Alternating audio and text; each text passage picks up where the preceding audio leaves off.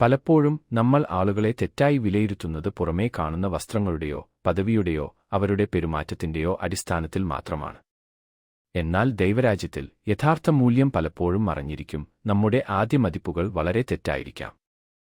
2 കഥകൾ പങ്കുവെക്കട്ടെ. വർഷങ്ങൾക്ക് മുമ്പ് ഒരു ഇന്ത്യൻ രാജാവ് ലണ്ടനിൽ യാത്ര ചെയ്യുകയായിരുന്നു. രാജകീയ പരിവാരങ്ങളില്ലാതെ ലളിതമായി വസ്ത്രം ധരിച്ച് അദ്ദേഹം ഒരു ആഡംബര കാർ ഷോറൂമിലേക്ക് കയറി.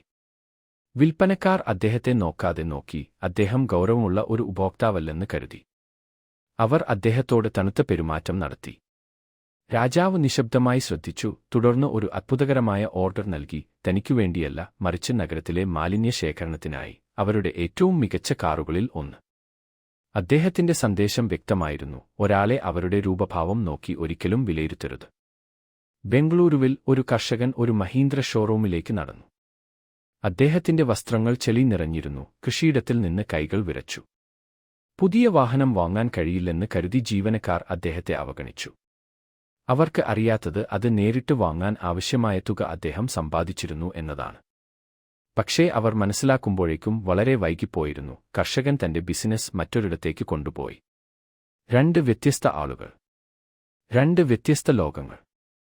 ഒരേ തെറ്റ് കാഴ്ചകൾ നോക്കി വിലയിരുത്തുകയും ഒരു വ്യക്തിയുടെ യഥാർത്ഥ മൂല്യം കാണാതിരിക്കുകയും ചെയ്യുക. ഇന്നത്തെ സുവിശേഷത്തിൽ മർക്കോസ് 10:13-16 ഇത് തന്നെയാണ് സംഭവിക്കുന്നത്. മാതാപിതാക്കൾ തങ്ങളുടെ കുട്ടികളെ യേശുവിന്റെ അടുക്കൽ കൊണ്ടുവന്നു. ശിഷ്യന്മാർ ഈ കുട്ടികളെ അപ്രധാനികളായി കണ്ടു, ഒരുപക്ഷേ ഒരു ശ്രദ്ധാശൈഥില്യമായി പോലും. അവർ അവരെ തടയാൻ ശ്രമിച്ചു.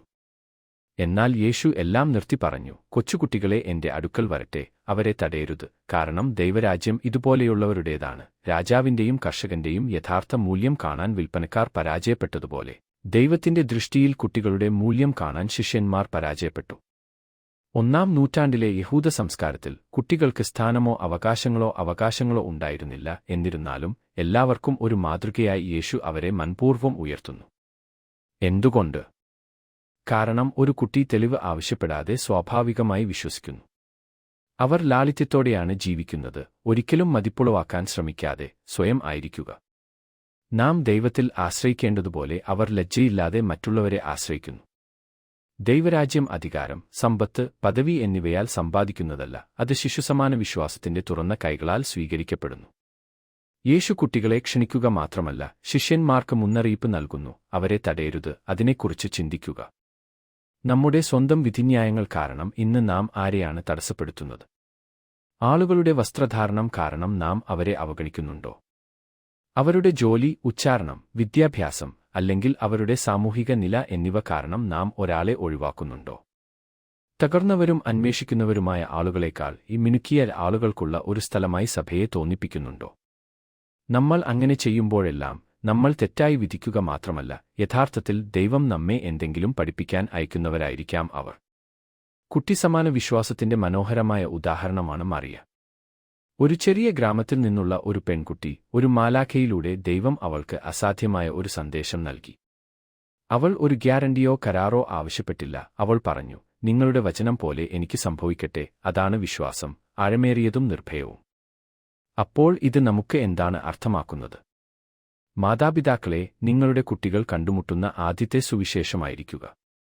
അവരോടൊപ്പം പ്രാർത്ഥിക്കുക, അവരെ അനുഗ്രഹിക്കുക, ദൈവസ്നേഹം പ്രവൃത്തിയിലൂടെ അവർക്ക് കാണിച്ചു കൊടുക്കുക. ഒരു സഭ എന്ന നിലയിൽ കുട്ടികളെ കുർബാനയ്ക്കിടെ ശ്രദ്ധ തിരിക്കുന്നവരായിട്ടല്ല, മറിച്ച് പരിശീലനത്തിലെ ശിഷ്യന്മാരായി നമുക്ക് കാണാം. അവരുടെ സാന്നിധ്യം സമൂഹത്തിന് ജീവിതത്തിന്റെ അടയാളമാണ്. നമുക്കെല്ലാവർക്കും ദൈവത്തിന്റെ കണ്ണുകളോടെ ആളുകളെ കാണാൻ വീണ്ടും പഠിക്കുക. സൂപ്പർമാർക്കറ്റിലോ ഓഫീസിലോ സ്കൂളിലോ ബസ്സിലോ ആരും അഭിവാദ്യം ചെയ്യാത്തവനെ സ്വാഗതം ചെയ്യുക. ഏകാക്കികളോടൊപ്പം ഇരിക്കുക. ശബ്ദമില്ലാത്തവരെ ശ്രദ്ധിക്കുക. യേശു ആ കാർ ഷോറൂമിൽ ഉണ്ടായിരുന്നെങ്കിൽ ലണ്ടനിലായാലും ബംഗളൂരുവിലായാലും രാജാവിനെയും കർഷകനെയും ഒരുപോലെ സ്വാഗതം ചെയ്യുമായിരുന്നു. അവരുടെ പണം കൊണ്ടല്ല, മറിച്ച് അവരുടെ മനുഷ്യത്വം കൊണ്ടായിരുന്നു അത്. ഇന്ന് അവൻ നമ്മോട് പറയും: നിങ്ങളുടെ കണ്ണുകൾ നിങ്ങളെ വഞ്ചിക്കാൻ അനുവദിക്കരുത്, നിങ്ങളുടെ ഹൃദയം കൊണ്ട് കാണാൻ പഠിക്കുക. നമുക്ക് പ്രാർത്ഥിക്കാം. കർത്താവായ യേശുവേ, മറ്റുള്ളവർ അവരെ പിന്തിരിപ്പിച്ചപ്പോൾ നീ അവരെ സ്വാഗതം ചെയ്തു. ലളിതമായ വസ്ത്രങ്ങൾക്ക് കീഴിൽ രാജാവിനെയും ചെളി നിറഞ്ഞ കൈകൾക്ക് കീഴിൽ കർഷകന്റെ അന്തസ്സിനെയും നീ കണ്ടു. ഞങ്ങൾ വളരെ വേഗത്തിൽ വിധിച്ച നിരവധി തവണ ഞങ്ങളോട് ക്ഷമിക്കൂ. നീ കാണുന്നതുപോലെ കാണാനുള്ള കണ്ണുകളും നിബന്ധനകളില്ലാതെ സ്വാഗതം ചെയ്യുന്ന ഹൃദയങ്ങളും ഒരു കുട്ടിയെപ്പോലെ വിശ്വസിക്കുന്ന വിശ്വാസവും ഞങ്ങൾക്ക് നൽകണമേ. മറിയെപ്പോലെ ഭയമോ സംശയമോ കൂടാതെ ഞങ്ങൾ നിന്നോട് അതെ എന്ന് പറയട്ടെ. ആമേൻ. I would like to travel over the whole earth to preach your name and to plant your glorious cross on infidel soil. But one mission alone would not be enough for me. I would want to preach the gospel in all 5 continents simultaneously, even to the most remote islands.